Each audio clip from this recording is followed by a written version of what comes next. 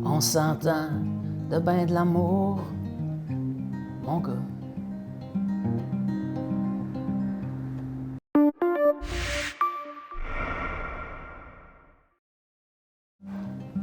L'histoire commence fin 80, j'achève bientôt mon primaire.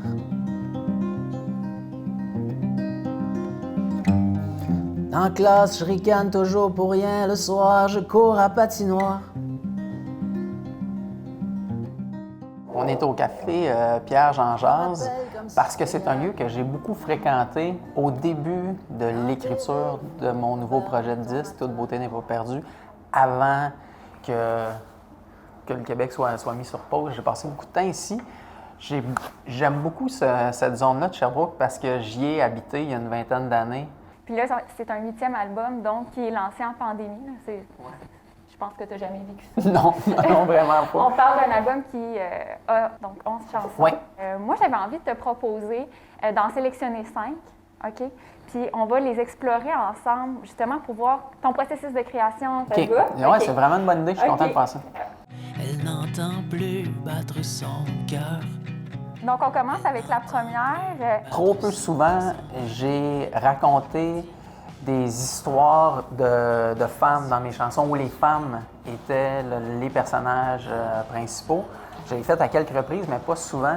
Puis j'avais envie de raconter l'histoire d'une fille de ma génération qui, quelque part au milieu de sa vie, se rend compte, le chum est tout le temps parti travailler aux États-Unis, puis est avec les enfants, prise avec toute la charge mentale que ça implique. Puis, c'est-tu vraiment là où je voulais en être dans ma vie? Puis il y a cette espèce de moment-là de doute intense pour elle.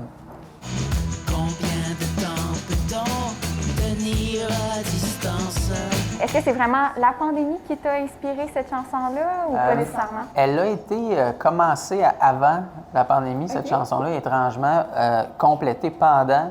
Je voulais pas qu'il y ait le mot pandémie dedans ou qu'il y ait le mot. Je voulais que cette chanson-là que je puisse la chanter encore dans 5 ans ou dans 10 ans. Fait que j'imaginais deux amoureux éloignés qui ne peuvent pas se voir, qui était exactement la situation qu'on vivait. Mais je voulais que le refrain, par contre, apporte une sorte de lumière. Fait que le personnage dit « Un jour, nous marcherons à nouveau ensemble ». Il y a cette rancœur qui salit les souvenirs de nos beaux jours. D'habitude, on parle beaucoup d'amour dans tes chansons. Puis là, on parle de séparation dans cette chanson-là. Ici, en pandémie, il y a plusieurs couples qui, malheureusement, ça s'est terminé pour eux. Bien, même avant la pandémie, il y a quand même un couple sur deux qui se sépare au Québec. Cette chanson-là, c'est vrai que j'étais rarement allé aussi crûment dans ce sujet-là.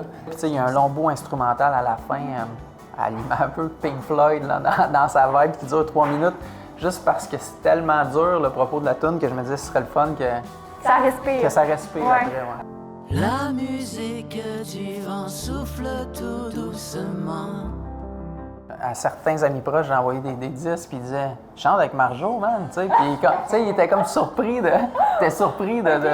Je dis « Bien, vous écouterez la chanson parce que cette chanson-là parle de notre capacité à lâcher prise à la fin d'un cycle. » Puis je me disais que partager cette chanson-là avec une femme qui a vécu, puis une femme qui nous a collectivement marqués aussi, ça serait porteur de sens. Fait que j'ai appelé Marjo. Fait que j'ai ça dans mon CV, une chanson avec Marjo. Le feu qui chauffe la chaumière. Ma mère qui m'attend avec ma sœur et mon père. Puis chaque couplet est un souvenir marquant de ma vie.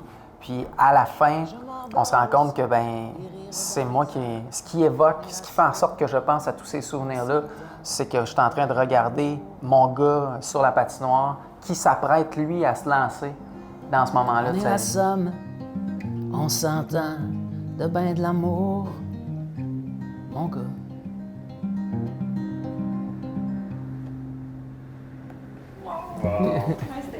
Merci.